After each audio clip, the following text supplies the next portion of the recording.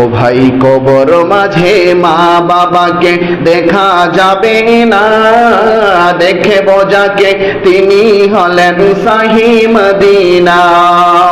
ও ভাই কবর মাঝে মা বাবাকে দেখা যাবে না, দেখে বোঝাকে তিনি হলেন শাহী মদিনা।